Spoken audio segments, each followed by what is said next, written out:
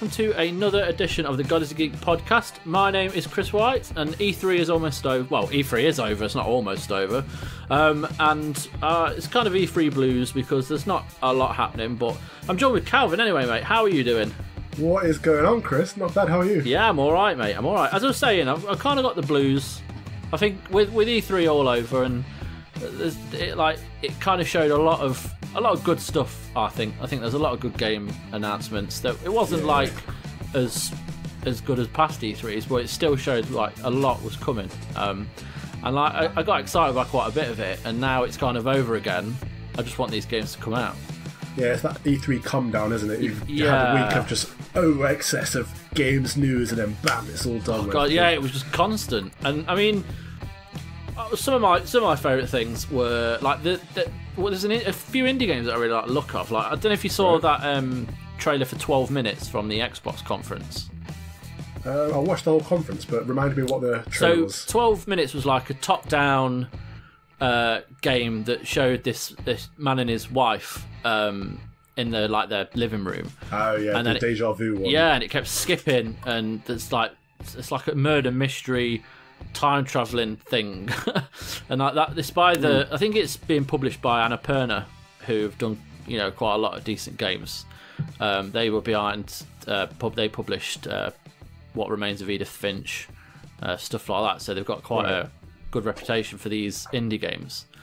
So I kind of like that. And then the obvious... that was intriguing, because I thought that would make a really good TV series. Yeah. Every week they go back to the same thing happening, but they're attempting it in a different way. Yeah. I don't know how that will play as a game, though. It's interesting, isn't it? Yeah, it is. I mean, and like the whole 12 minutes thing, I'm assuming you just play the same 12 minutes over and over again, with slight changes. But when you say it like that, it sounds incredibly boring, but I'm sure it's going to be much more interesting. Well, I mean, like with that demo for PT, it kind of did the similar thing where you kept playing the same bit over and over again, but kept tweaking it so it was different every time. So I'm kind of hoping that it's not boring. Well, I mean, it's promising. And then obviously different. Cyberpunk 2077 was one of the main highlights, and it was, wasn't it? It was kind of, you can't say it's your game of the show because it wasn't really gameplay footage or anything. It was well, there was, but yeah, just kind of moment, because Keanu Reeves has always been a cool dude. He's always been like a people person, and like a man of the people and all that. And then the fact he walks out and he was just so relaxed with it. Yeah, it's so cool. So that the whole hype around that was fantastic, to be honest. Yeah. Absolutely. I mean, it was ace. And we've got a release date, so that's coming out April next year, so that's good. So yes, that's one that I've been thinking was it being put off as well, because we've been watching it for a while. Obviously, they announced it before they even started working on it, didn't they? Yeah, absolutely. So I thought it was going to be a long time coming, but it's nice to know it's coming quite soon. Yeah, and a sci-fi game from the guys that made The Witcher. I mean, what more could you ask for? Oh, I know. I mean, the kind of the Cyberpunk's in at the minute anyway with a lot of games, but they've got a good reputation. I like, just as you say, like the CD Projekt Red behind Witcher 3, and that was a phenomenal game. And it's going to be interesting to see how this one works, because it's first person, I believe. Yes. So, Cyberpunk is my genre, and first person is my favourite genre of games. So put them together with RPG as well. It's going to tick every box. Yeah, it will. And I'm looking forward to see how kind of open. Like, I'm assuming. I mean, I'd love to kind of get a game like Fallout, in the sense that you can wander around the wasteland and you spend up to a couple of hours just investigating something and finding a completely individual story within a location you just went over to see what was there. Like that, I hope there's like a lot to do. Because or with Red Dead even, like there's so much there that you just spend your life there. It's like a second life almost. So I'm hoping it's a nice, fleshed out game. I'm thinking Deus Ex, but open world, because I don't think there is a game like that, is there? No, I don't think there is, and that would be perfect, because that's a classic game. It is. So that would be good. Gears 5 as well. Yes. That. So me and Adam mentioned this on the podcast as something that we were hoping was going to get announced properly, and there it was. Gears of War is one of my all-time favourite games. Yeah. I mean, it is amazing. I mean, I only recently, I think it was last August when I was doing the 24-hour marathon thing, I played through the entirety of Gears 4 and I never played that one before, and like it's just so much fun. It's just such a wholesome game. Like it's got everything you want, and it's just so satisfying. I've only just started playing Gears 4 myself. I've just got through the second chapter, but it's been on my pile of shame since it came out. Because I love Gears, one of my favorite franchises. But I used to play it with friends in co-op, and everyone's so busy these days. It's so hard to get people together for a co-op session, isn't it? So I just thought, let me just jump in. Yeah, I don't blame you, man. I mean, Gears, the first Gears, that was my first ever online kind of experience where I just got my Xbox 360. Wiped my headset in, and there was like the waiting times were ridiculous back then. Like you had the lobby and all, and it was just forever. The lobby was a game in itself, though. Wasn't it? Yeah. And then I finally got online with this guy from Manchester. It was like playing Gears with Liam Gallagher. He had a proper like swagger in his accent. It was amazing. Like so Gears has always been a good franchise for me, and that alone is enough reason to watch the Microsoft conference and be excited about. But then you got the Project Scarlet announcement, which was something else. Like that to me just sounds ridiculous. Like the capabilities of that console and seeing how the future of gaming is going to look is, oh man, like it's fascinating. Now I think it said something about it's got the capabilities for 8K. Is that right?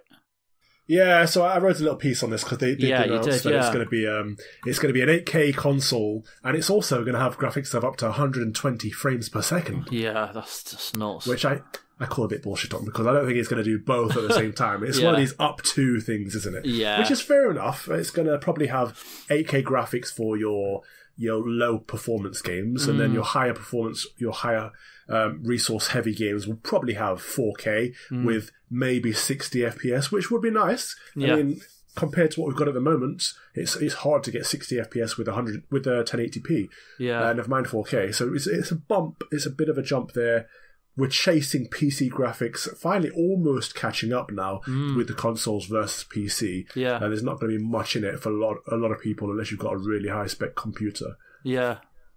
Yeah. But I mean, we'll switch over from Microsoft for a bit, and one of my other favorite announcements was Watchdogs Legion.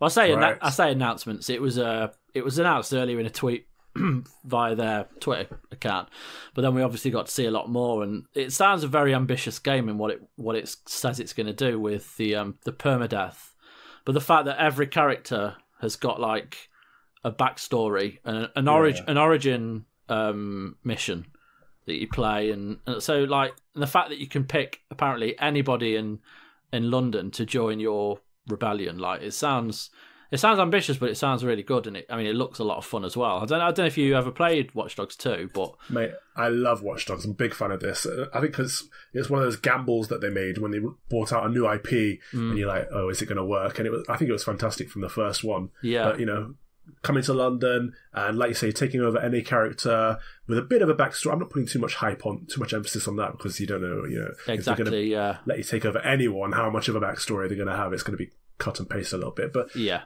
just having the free range there over the city is going to be cool anyway. Yeah, it will. I mean, I've been in London, cause obviously I live in Derby up north, and but I spend quite a bit of time in London going to the preview events, so I'm getting to know it quite well. So it'd be nice for me to just see how realistic certain parts of it is, and obviously it can't recreate the whole city, but there's a lot there. Like there's like a gameplay trailer with Camden there, and obviously the main kind of landmarks. But it would be nice to see how they deal with the smaller areas of London, the different boroughs and stuff. But yeah, I'm a real sucker for that, Chris. I love when there's a game set in the UK, just because it doesn't happen all that often, does it? No. I mean, I can't even remember. I think it might have been The Getaway, Black Monday, which was Assassin's Creed as well. Yeah. Oh yeah. Oh man, that was ace. That was really cool. I love Syndicate. But yeah, no. Watchdogs Legion looks amazing. That's coming out next year as well. What else do we have? The Avengers game. Right, yes. The Avengers game. So,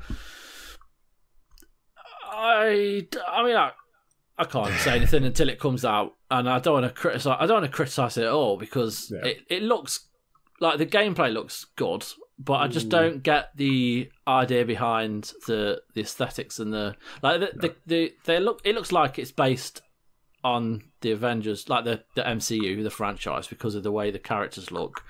But also they don't look anything like the characters. So I kind of wish they just, if you just want you want to look like the MCU, get them looking like that, or just stay with the comics and you can do what the hell you want with them. I'm completely with Mick on this in his article that, they look like people cosplaying the characters. They don't look like the actual characters. It's bonkers. Yeah. I don't know why they didn't just pay for the license to get the likenesses of the actors. Absolutely, yeah. I mean, even with if Avengers being this big, exactly, and even if they didn't have the voice, obviously it'd be a lot of money to get people like Chris Evans and Scarlett Johansson in. But yeah, at least have them look like it, because it seems like that's what they want to do. They want to recreate the MCU's Avengers, but they don't look anything like them. But I mean, what a weird decision. It is a weird decision. But I mean, as far as the game itself, it looks like it could be a lot of fun. It just depends how the game's structured. Like, is it going to be like a Left 4 Dead style game, or is it going to be like you can play through the game and then people can join you along the way, like Far Cry 5 or Ghost Recon or something like that?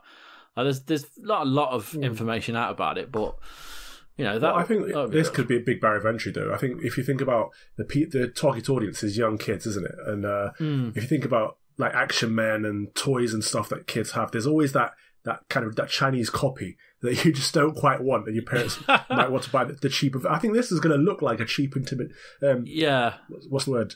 Cheap intimidation, yeah. Imitation. Imitation, that's the one. There we are.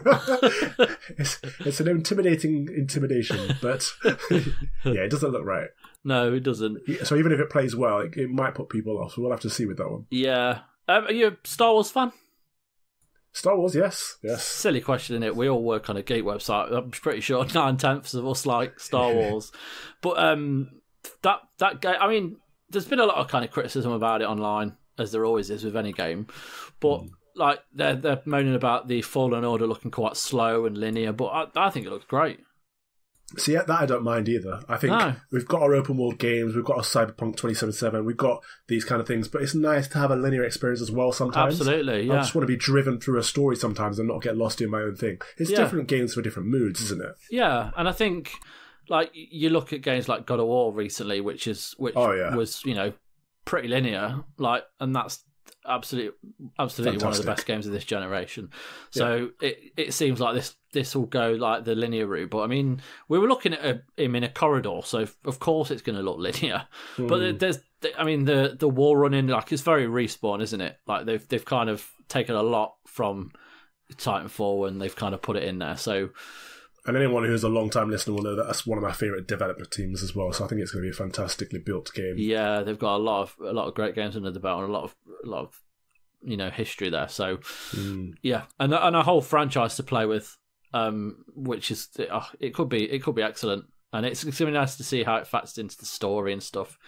Because I think Battlefront 2 was good, but the story was quite short and there wasn't a lot to it. Whereas this is a full-on, single-player Star Wars game, which a lot of fans have been crying out for a while, and after like the cancellation of EA's Star Wars game, it was fronted by Amy Hennig, and there was that Bounty Hunter game that got cancelled. So there's been a lot of kind of Star Wars games that have been cancelled. So it'll be nice to kind of see one finally come to fruition. No, absolutely. Yeah. I think that's the difference, isn't it? Having a single-player experience. You've got your multiplayer. Battlefront is a really good game, but now we've got something a bit different as well. Yeah, exactly. And I don't mind those other games being canned either. I think if they're not going to turn out to be amazing, don't bother releasing them. Exactly, yeah. There's no point in trying if it's not working. We've finally got a Star Wars game after people have been moaning about not having a Star Wars game, and then people are moaning about the Star Wars game. So. Of course, people will moan about anything. I know, yeah. But Nintendo had a pretty decent conference as well. And albeit everyone was expecting there to be a sequel to Breath of the Wild, I don't think people expected it to be announced so soon. And the trailer didn't give a lot away, and why would it? But I was excited. I got tingles. I think that trailer, like, very haunting, very dark. So it'll be interesting to see which kind of route they go with it. Yeah, I think they were pleasing the fans all round, weren't they? In the Nintendo conference with Luigi's Mansion. for a modern console. And Animal Crossing, of course. Yeah. Big fan favourite. I'm not a fan of Animal Crossing. I don't think it's a real game. I know Adam will be cursing right now, but that's what it is. Yeah. But Witcher 3 as well. Coming to the Switch. Yeah. That's nuts. Like all DLC as well, and it's all going to be on one cartridge. How will that one play? I'm not... Yeah, it'll be interested to see how that one works, but I mean, I've not really played any of the... I've not played Doom on there or anything like that, so I'm not sure, or Skyrim, so I don't know how well they actually run. But they seem to look all right, and I've not heard many complaints about them, so hopefully it'll run all right. And to be honest, they have got that higher profile that developers can unlock, so I'm assuming they've given that to Witcher, to CD Projekt Red as well. Yeah, absolutely. So, I don't know how much of a FIFA fan you are. I tend to play real games, mate, not football games. Oh, cheek of it! What's that about? Well, I'll only wax lyrical for a short while then. But the kind of like FIFA at the minute, like it's been going through transitions over the last 5 or 6 years where I've stuck with PES and then FIFA comes along and it's not quite as good, so I'll stay with PES for another year, and then like the last year's PES was dreadful. And then this kind of FIFA kind of was excellent. So I've not stopped playing it, and I'm playing it like every day almost. And the fact that the new FIFA has got an announced like outdoor mode or whatever you want to call it, like street mode, like that harks back to the kind of FIFA Street days. So that's what I'm quite excited about. But again, like the FIFA trailers, they're all kind of the same. They show players. Because the game's the same every bloody year. Oh, hang on. Right. Just give us a kit download. You don't need to release the game every year. To be fair, last year they had some nice modes for like the just the kickoff mode, where you kind of got variables where you can only score from only score from outside the box, or you can only score with volleys, or every time you scored, one of your players disappeared. But yeah, sounds riveting, Chris. I need Adam. But on the whole, E3 had a lot of good moments. So, is there anything you kind of wish you'd seen at E3 that wasn't there? No, I wasn't disappointed at all. I think it really delivered. One of the ones we haven't mentioned that stuck out to me was Mojang's new game, Minecraft Dungeons. Oh, yeah. Take Minecraft, add a bit of Diablo. What more could you ask for? That looks really fun. Yeah. Completely different direction from them. Yeah, and if it works like a Diablo game with the kind of RPG elements and the loot and stuff, it could be something really exciting. It could, couldn't it? It could be massive. I mean, did they announce a release date for that? I don't think they did. No, but coming 2020, so it could be any time. Yeah, that's fine. But the fact it's happening is really cool. So obviously outside of E3, there's not lots going on. But I was due to come on last week and talk about some review games, so I'll quickly go over those. So PSVR, as anyone that kind of follows God is a Geek know that we've kind of reviewed quite a few recently, and they seem to be getting better with every new release. The kind of the hardware itself is not the best VR out there, but it's certainly bringing some good games to it, like with Blood and Truth, which was recent, and Tetris Effect, and obviously Astrobot. A new game from the co-creator of Rick and Morty's come out called Trover Saves the Universe. So I don't know if you're a Rick and Morty fan at all. Love it. Brilliant. So I think with this game, the humour is it's very similar, and it's got that kind of the way they talk to each other. It's there's a lot of ad-libbing you can tell, and the kind of the drunken ramblings, kind of like, and they're just constant talking. There's never room for a breath, but like it's so funny, and like the kind of best things about it are the NPCs that when you're wandering around and you see some guards and you don't do anything for a bit and you just listen to them talk, and they have full-blown conversations that you can just listen to for like 5-10 minutes. Like, there's a hell of a lot of work gone into this script, and just outside the main story, like I say, just the talking between NPCs and stuff is excellent. And as it's not the most kind of diverse platformer, it's still a lot of fun. Like, you don't have, there's a few different things you can do. So obviously you can walk around and you're basically this guy in a chair called a chairopian, And it's like Astrobot, where you were like a computer behind the little bots. You're controlling Trover, and you can move him around like normal with a controller. And if he goes too far away, there are certain teleport points that you can skip to get closer to him, and so you can get around quite easily. And then there's a certain skill you unlock very early on, which lets you kind of jump up, and so you can see further afield, and you can see what threats are in the distance and that kind of thing. And you've got like simple attack buttons that advance like towards the end, but it's very basic throughout. But I think if you just want to play a PSVR game that's quite, it's not too difficult to play, and it's pretty straightforward, and you're kind of just playing it for the humour of Justin Roiland and the kind of... You can tell it's Justin Roiland, can't you? Absolutely. I mean, the protagonist looks like a Meeseeks. Yeah, he does. And like even he talks like Morty. Like he sounds very similar. And then like the main villain sounds a lot like Rick, but it doesn't matter because it's great. And there are certain things because he obviously plays a lot of video games, which is reflected like throughout Rick and Morty. Like even VR, there's that episode where Morty plays that game of life essentially, where he has a whole life. And it's just horrific. But like he knows what he's talking about, and he kind of craps on a lot of different video game tropes where you get to this puzzle and it's like 7 or 8 buttons, and you have to press them in a certain order to get this door to unlock, and if you don't, then it won't work. So at one point he just goes, screw this, let's just break the door down. Why are we even bothering with this puzzle? And it's a lot of fourth wall meta breaking kind of stuff, and it's good. It's a lot of good. It's good fun. So I think if people like Rick and Morty, they'll get a lot out of it. I think if you're not, then I think the gameplay is too basic that you're probably gonna give up after a short while. Wow. But it's very pretty. It's nice and colourful. A lot of fun. So yeah, that's Trover Saves the Universe. You can go and read the review on God is a Geek. Nice. Speaking of basic games, I've been playing Riverbond. I absolutely love this game. Yeah, have you seen it? I've seen it. Yeah, I mean, I downloaded it on Game Pass. I've just not been able to play it yet. Which is also amazing. Games Pass Ultimate, another thing that came out of E3. Just bam, here it is. Oh man, it's a fantastic idea. And I'm surprised it hasn't happened sooner, but it's finally here. So yeah. Riverbond's on there. That got announced. Was that announced at E3, wasn't it?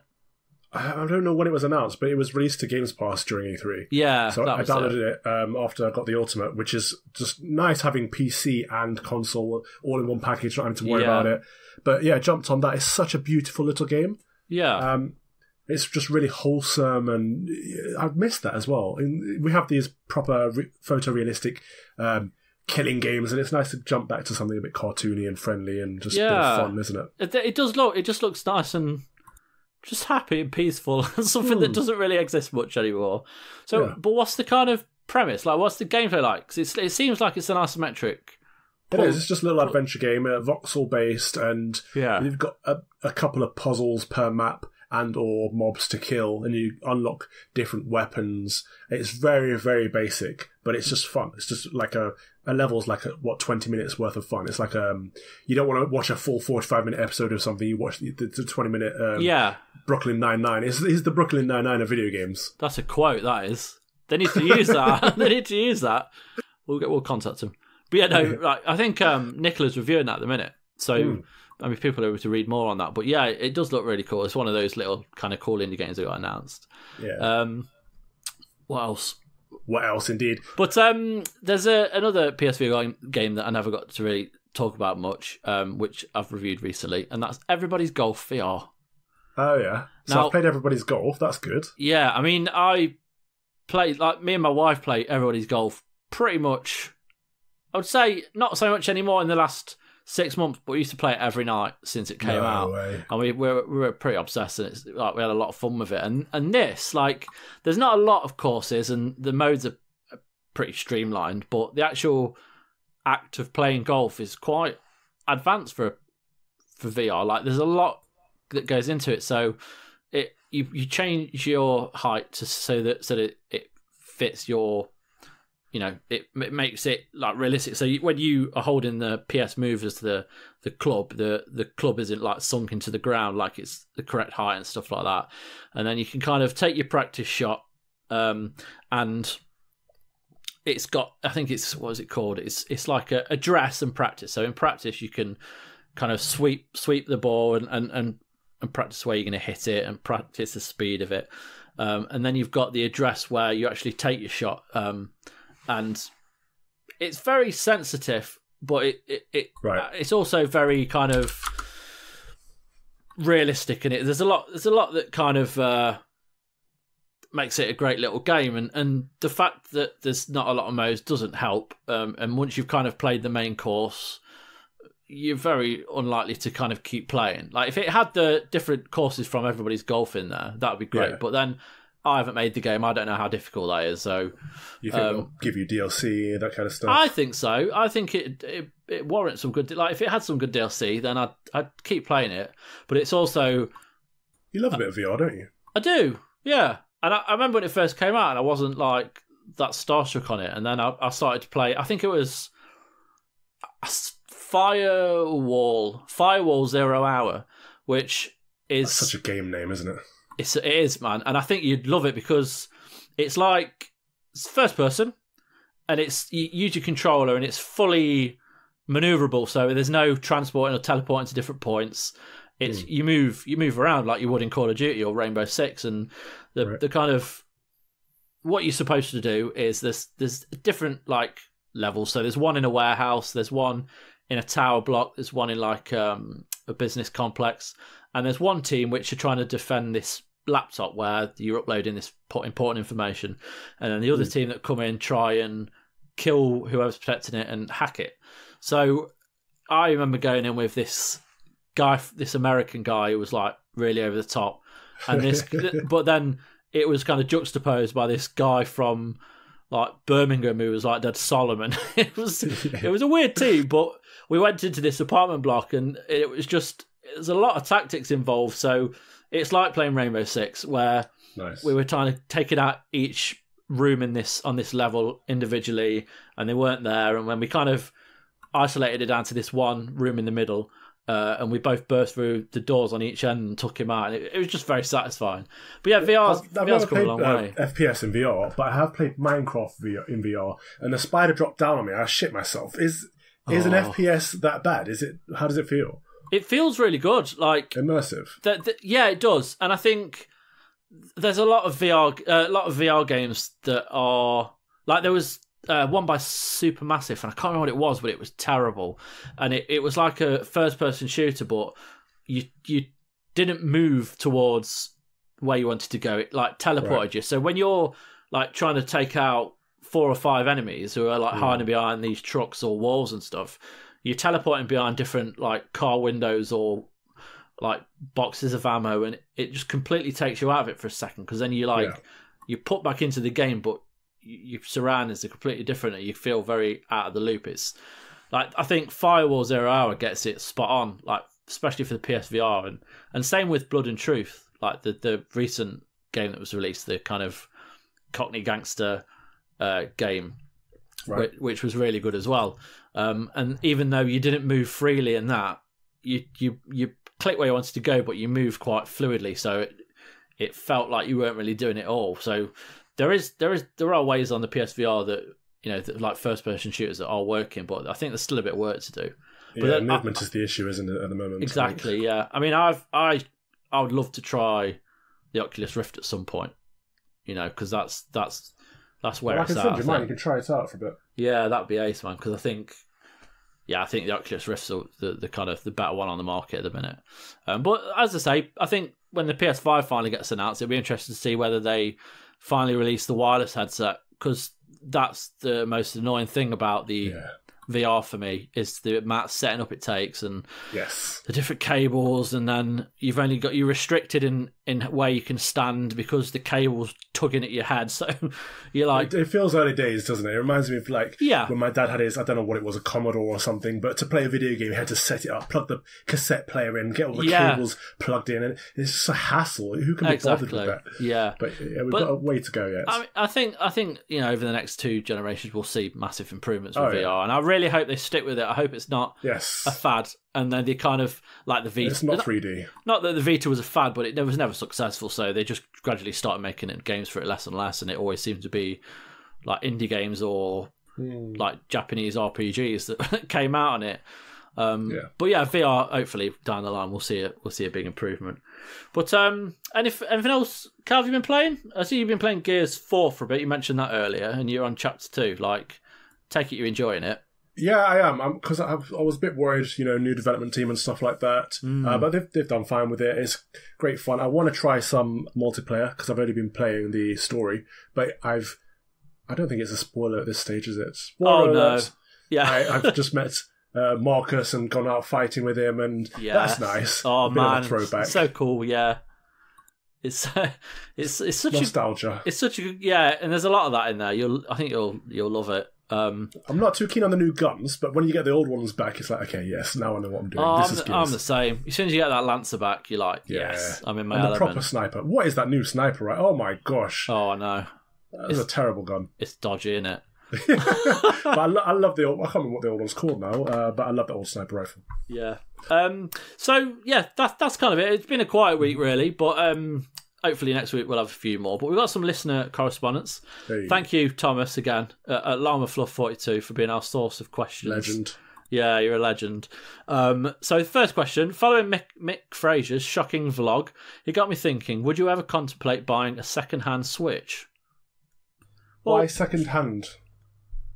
Yeah, I don't know. So I have a Switch. I love my Switch. I recently kind of hacked it. So I did some homebrew on it. Yeah. And that is fun. It's like a little computer now. Apparently you can get Linux running on it, and I'm going to try all kinds of stuff on there. Yeah. I love a little portable device like that. But just having almost current-gen console that is portable is fantastic. Being able to take games like Mortal Kombat out with you. Yeah. I mean, the kind of as well, the games coming out, like this Switch, like the Nintendo Switch is something really special, and the fact that we've got these new announcements of games coming out, like they're really branching out. And I think after the Wii U, it was a worry, and but I think this is completely. This is what the Wii U was supposed to be. I remember me and Adam said on this podcast years ago, like what the Wii U should be, because he was moaning he couldn't take it on the shitter with him. I'm like, this is what it should be. It's the you take it away from the main console, you take it out with you as like a DS. And I think they must have listened to God is Geek podcast, and then they did it with the Switch. Yeah, so,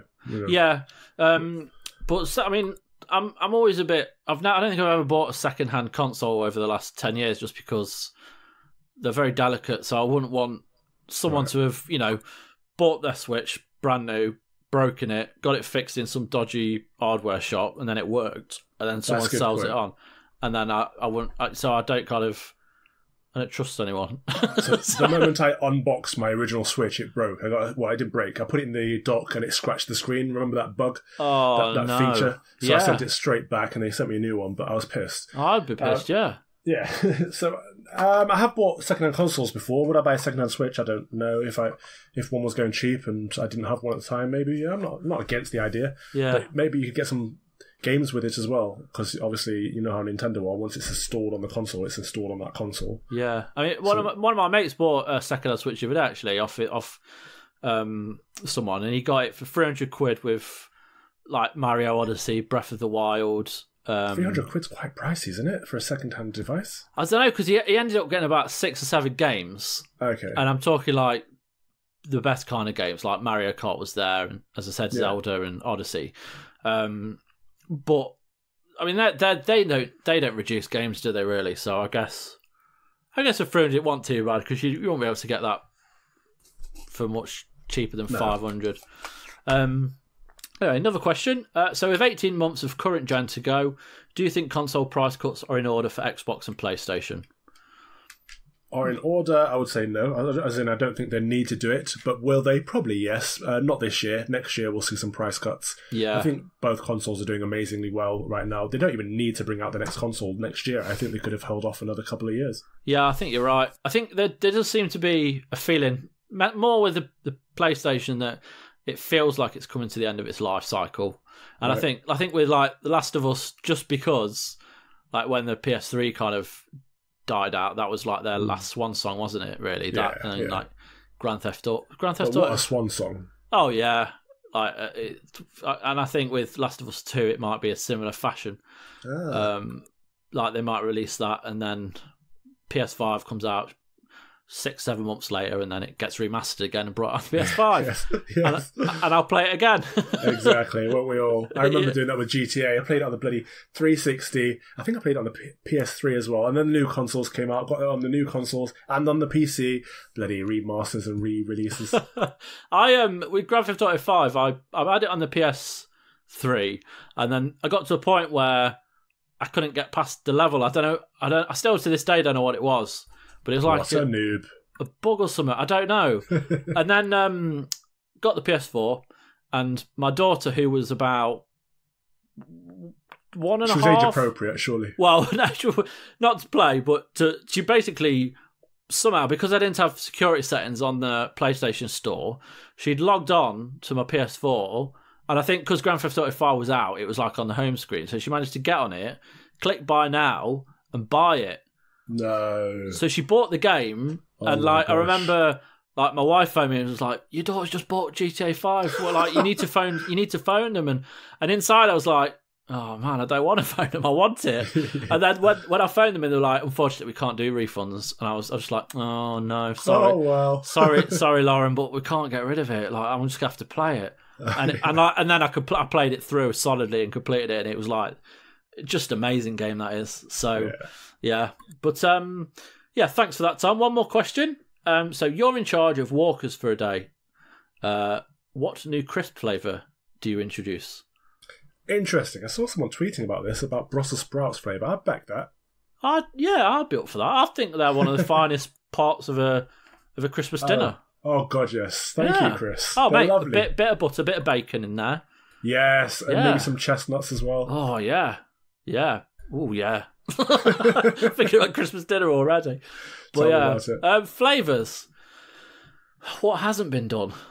Because I'm trying to think of something that hasn't been done. Because what do you normally go with? What do I normally go with? Prawn cocktail. Oh, okay, I'm pretty standard, I think. Prawn cocktail or cheese and onion are my go-to.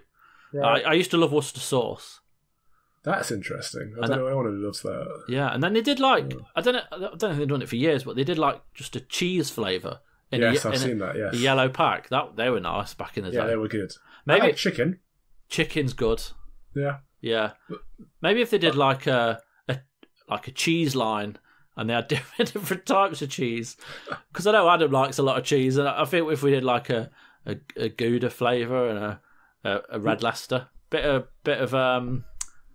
brie. Yeah, I'd back that. So cheeseboard crisps. Cheeseboard crisps. Yeah. Are you listening? Are you listening, Gary? Contact them. Get some money for it. I wouldn't mind Chinese curry either. Chinese curry. Yeah. Oh yeah. Oh yeah, a bit of black bean sauce. Yeah, why not? Yeah, why not? But yeah, I mean that's a podcast. So thank you everyone for listening. We do appreciate it. We do appreciate the section which I'm going to talk about very briefly, but it's very important to us, and that's the Patreons. So you can go and subscribe to our Patreons for as little as $1 a month. And we say this every time, but it literally gets us to events, and it helps us get the content that you go and read. And there's a couple of events coming up very soon.